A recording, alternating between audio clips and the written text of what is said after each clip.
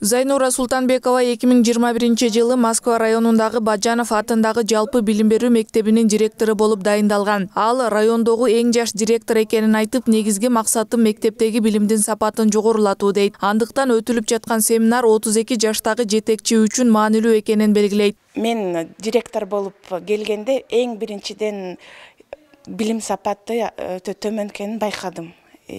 Азыр мага кичине кыйыныраак болуп атат, ошон үчүн бүгүнкү иш-чара маанилүү болуп атат да. Кантип көтөрсөм болот ушул билим сапатын, кантип мугалимдерди, айрыкча жаш мугалимдерди кантип стимулун көтөрсөм, анткени бүт жакта эле негатив болуп жатат да.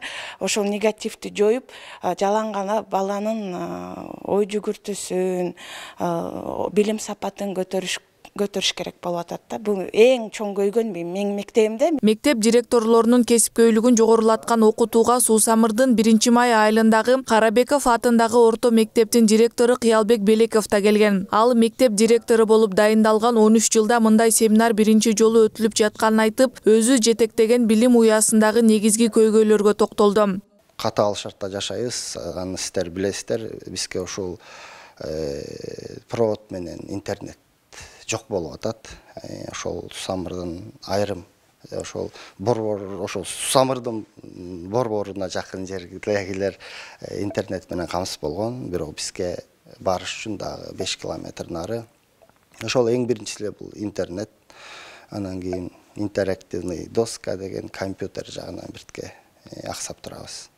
Эгер ошолор жетиштүү боло турган болсо, билим сапаты жогорулайт, өйдөлөйт деп ойлойм.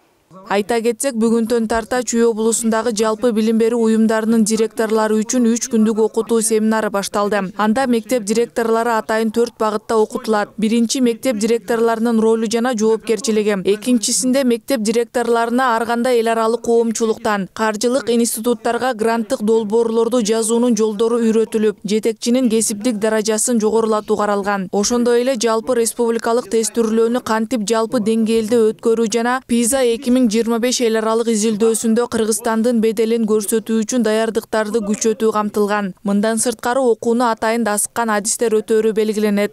Мисалы Аристин директору келип бизге кантип проект түзсөк болот. Азыр бизге кеткен акчанын билим берүүгө 3% өнүгүүгө кетет да. Өнүгүү дегенде бул китеп, окуу китеп, кабинеттерге жаңы техника жабдыгалуу жана мугалимдерди жаңы курстардан өткөзүү.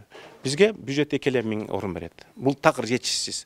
Бул 14%. А жылына жок дегенде 25-30% мугалимдер жаңы технологияны, жаңы методиканы үйрөнбөйбүз, артта калып калышыбыз мүмкүн да. Анан компьютер берүү, компьютери жок мектептер бар, аны 1-сентябрга чейин толук чечкенге аракет кылабыз. Ал эми агартуу тармагынын эмгек сиңирген адистери мектептеги билимдин сапатын жогорулатууда алгач мугалимдин педагогикалык кесипкөйлүгүн жогорулатуу маанилүү экенин белгилешет. Биздин жаңы директорлордун алдындагы эң чоң маселелердин бири билим берүүгө, мектепти өнүктүрүүгө коомчулукту, социумду, үй бүлөнү тарта билүүдө да. Бул бир болсо, экинчиси баягы STEM предметтердин окутулушунун сапатыны жогорулатуу, үчүнчүсү өздөрү жетектеген мектептин мугалимдеринин педагогикалык кесипкөйлүгүнү жогорулатуу. Анткени мугалимдердин кесипкөйлүгү жогорулабаса, кандай гана жаңылыктар болбосун, мектептерде билим сапаты болуп өнүгүү кыйын. Андыктан учурда өтүлүп жаткан билим берүүдөгү натыйжалуу менеджмент аталышындагы окутуу семинары 2 айдын ичинде облустарда жеринен өтүлөрү белгилүү болду. Министрликтин маалыматы боюнча 30-31 мартта Талас облусунда, андан кийин Жалал-Абад, Ош, Баткен облустарында өтүлсө, май айында Нарын, Ысык-Көл облусунда өтүү пландалган. Мында окутуу менен бирге мектеп директорлорунун көйгөйү менен жеринен таанышууга мүмкүн болоору белгиленет. Акылай Маратова, Тынчтык Көлбаев, Нью ТВ.